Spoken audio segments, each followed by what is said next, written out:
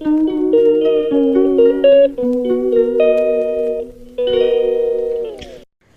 Morning everyone, জীবন কথার নতুন আর একটা ব্লগে তোমাদের সুস্বাগতম। আজ হচ্ছে শুক্রবার, এখন ঘড়িতে বাজছে 9:30। আমি এই সময় থেকে আমি আমার ব্লগটা স্টার্ট করছি উইথ মাই বুম বুম।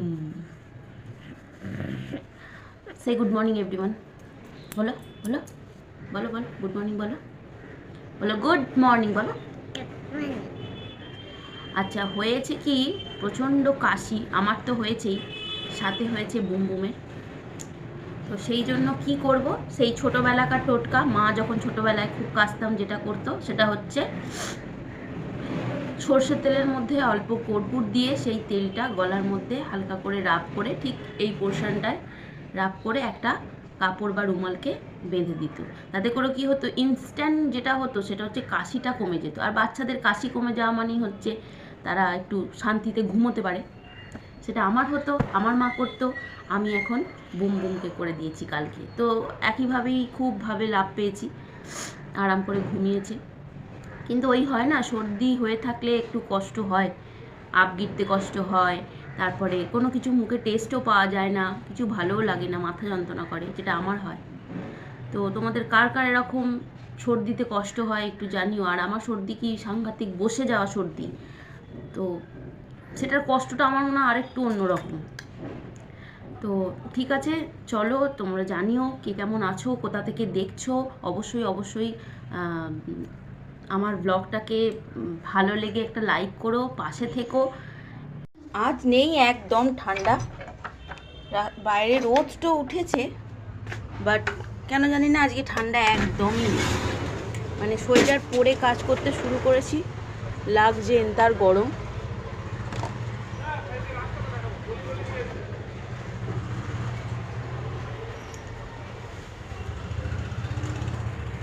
জামা কাপড়গুলো সমস্ত কালকে কাচাকুচি হয়েছিল একটু বেলার দিকে, ওয়েদারের কারণে শুকোতে পাইনি, মানে রোদটা পাইনি, সেই রোদটা খাইয়ে নিয়ে তুলে নিলাম। এখন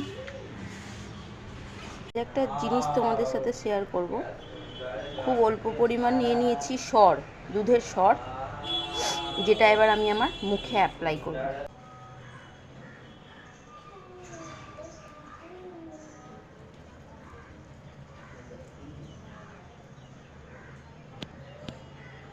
ভালো করে এটা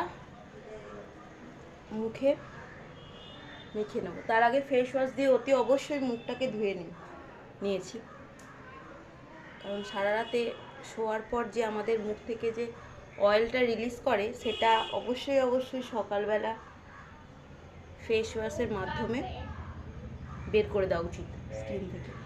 কারণ আমার ভীষণ সেন্সিটিভ স্কিন, এদিক থেকে ওদিক হলেই সঙ্গে সঙ্গে মুখে ব্রণ গোটা বেরোতে শুরু করে দেবে। ঠিক আছে, দেখো ভালো করে যতটা পেরেছি অ্যাপ্লাই করে নিলাম। এখন পারবো, তারপরে যখন কাজকর্ম ঘরের সব মিটে যাবে তখন স্নানের সময় ধুয়ে নেব। ঠিক আছে,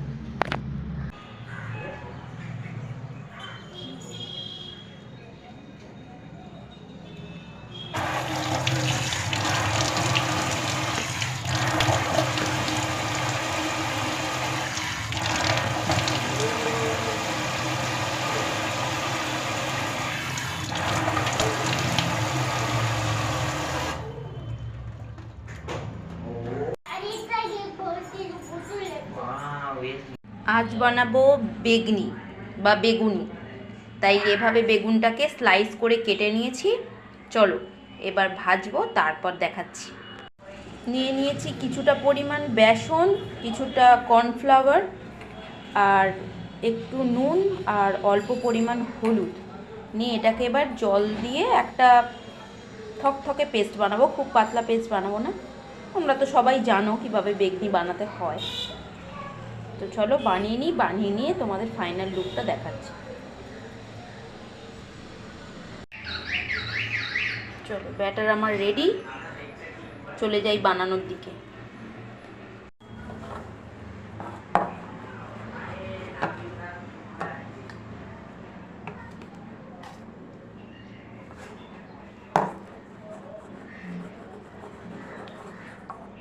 বানিয়ে নেব ঠিক এরকম একটা কনসিস্টেন্সিতে।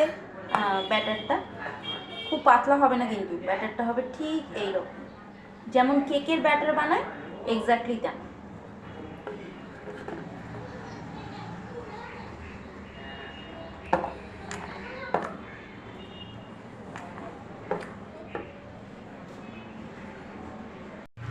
দেখো কি পরিমাণ টুবো টুবো হয়ে ফুলছে।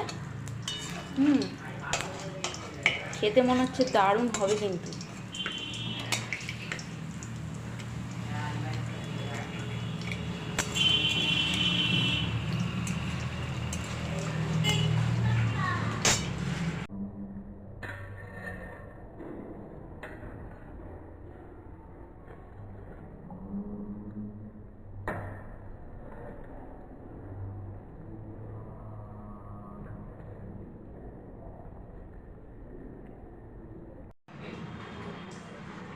এই যে চলে এসছে গরমা গরম বেগনি বা বেগুনি।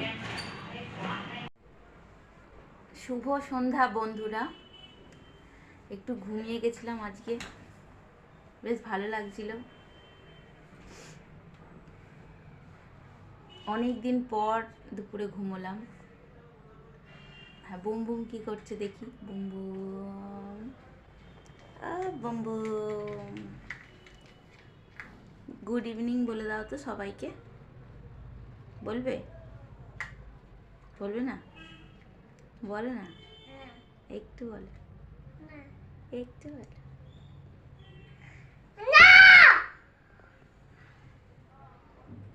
এই এত আওয়াজে তো আর ইভিনিংটা গুড থাকবে না, ইটস আ ব্যাড ইভিনিং হয়ে যাবে।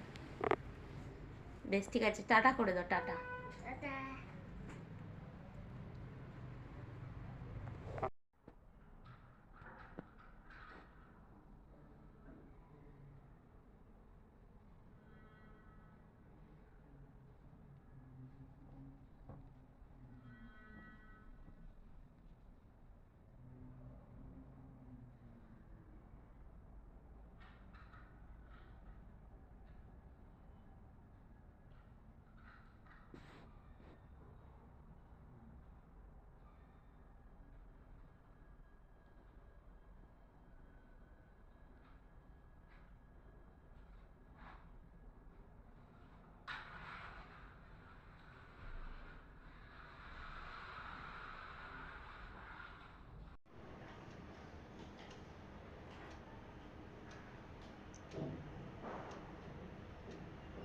জলধি লাগি গয়া চলে যে নাহি দুর্গম কাজ জগৎকে যেতে।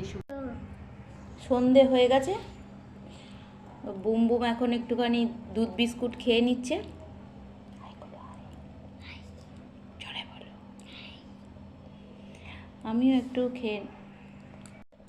আমিও আজকে তাই খেয়ে নেবো, একটু দুধ দিয়ে বিস্কুট খেয়ে নেবো সন্ধেবেলায়। ভাজা পোড়া তো রোজই খাওয়া হচ্ছে, রোজ ভাজা পোড়া খাওয়া হচ্ছে, তাই দুধ বিস্কুট সিম্পল দিয়ে আজকে ইভিনিং স্ন্যাক্স না মানে ওই আর কি। তো চলো, চলে এসেছি রাতের রান্না নিয়ে। রাত তো অনেক হয়েছে, এবার তো খাওয়া দাওয়া করে শুতে হবে। তো দেখো আজকে কি রাত্রে মেনু করেছি দেখিয়ে দিই। এখানে হয়ে গেছে সিমুয়ের পায়েস, ডান। এইখানে ফুলকপি আলুর তরকারি করতে দিয়েছি, আর নিচ্ছি আটা মেখে। শুধু রুটি হবে, গরম গরম রুটি হবে আর খাওয়া হবে। ঠিক আছে, ওকে চলো তাহলে টাটা। আজকের মতন এইখানেই ব্লগের এন্ড করলাম।